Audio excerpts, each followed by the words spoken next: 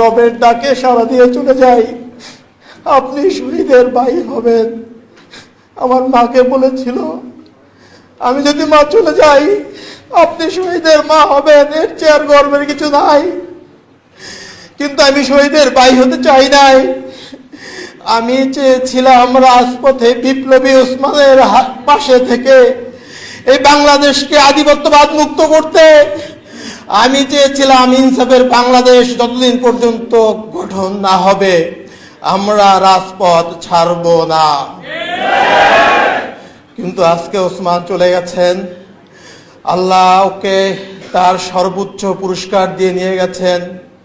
শুক্রবারের জুমার নামাজের পরে সে গুলিবিদ্ধ হয়ে পরবর্তী শুক্রবার রাতে সে ইন্তেকাল করেছেন সিঙ্গাপুরে। আমাদের পরিবার ইনকিলাব মঞ্চের ভাই ব্রাদাররা আমরা ঘটনার আকস্মিকতায় ধুমড়ে মুচড়ে গেছি। আমরা এখনো স্বাভাবিক জীবনে ফিরতে পারি নাই। জানি না আমরা স্বাভাবিক জীবনে ফিরতে পারবো কিনা। আমাদের শহীদ পরিবার, ইনকিলাব মঞ্চ, ওসমান গনির লাখো লাখো ভালোবাসার জনগণ, বিপ্লবী ছাত্র জনতা, সবার কাছে আমার একটাই দাবি, ওসমান যে বিপ্লবী আন্দোলন করেছিলেন, সে যে আন্দোলনের জন্য শহীদ হয়েছেন, পরবর্তীতে তার অসমাপ্ত বিপ্লবকে আপনারাই সমাপ্ত করবেন ইনশাআল্লাহ।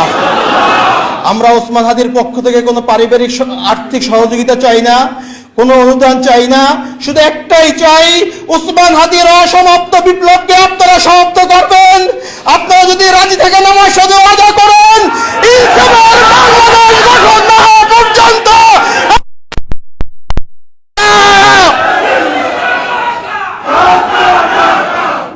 ওসমান হাদি শাহবাগে দাঁড়িয়ে বলতেন, এই শাহবাগ হাজার বছরের মুসলমানদের কাছ থেকে এই বঙ্গভূমি স্বাধীনতা কেড়ে নিয়েছে।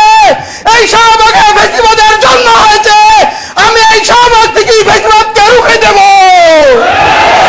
এই শাহবাগে বসে আমি নাক তাকবীর স্লোগান দেব। যদি আপনারা হাদিকে ভালোবাসেন, হাদির হত্যার বিচার চান, ওই শাহবাগকে ফ্যাসিবাদ মুক্ত, ভারতীয় আধিপত্যবাদ মুক্ত কায়েম করতে হলে আপনাদেরকে আন্দোলন অব্যাহত রাখতে হবে। আমি আমার বক্তৃতা শেষ করছি। আপনারা হাজির 8 মাসের সন্তানের জন্য দোয়া করবেন, ওর ওয়াইফের জন্য দোয়া করবেন। হাজির ছোট বোন, আমার বাবা মৃত্যুর পরে আমরা 2 ভাই অসহায় ছিলাম। আমার ছোট বোন আমাদেরকে বড় করেছেন, তার বেতনের টাকা দিয়ে আমাদেরকে পড়াশোনা করেছেন। ও খুব বেশি অসহায় হয়ে পড়েছে, মানসিকভাবে অসুস্থ হয়ে গেছে। খাস করে ওর জন্য আপনারা দোয়া করবেন। আল্লাহ আপনাদেরকে ওসমানের স্বপ্নকে বাস্তবায়ন করার তৌফিক দান করুক। আমিন।